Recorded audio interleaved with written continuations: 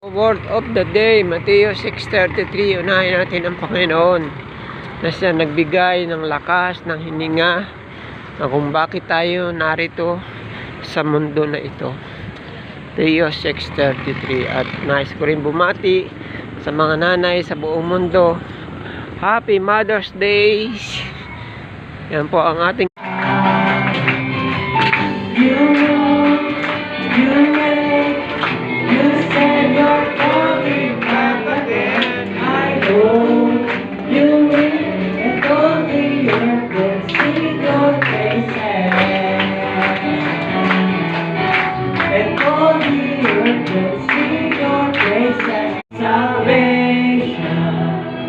Heroes and conquered the grave.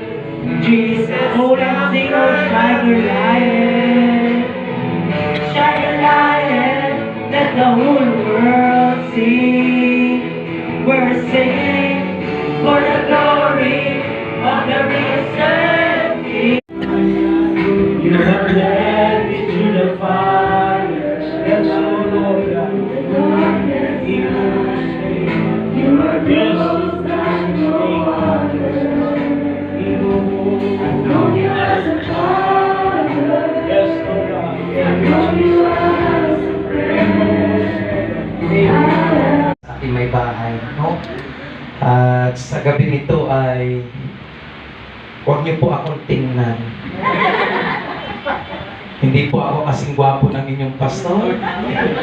Hindi ako kasing galing mangaral ng inyong pastor. Ngunit pakikinggan niyo ang tinig ng Diyos ngayong gabi. Amen? Pakisabi sa iyong katabi, huwag kang bubulong. traffic. Traffic na hindi gumagalaw.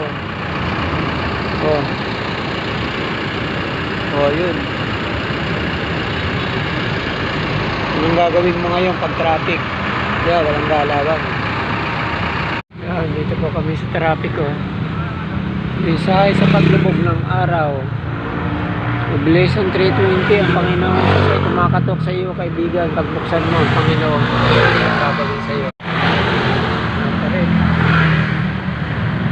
Yan, dito pa rin kami sa traffic. Ganda ng view. Wow. Ayan, nandito pa kami sa traffic. Kanina pa, orasan nyo.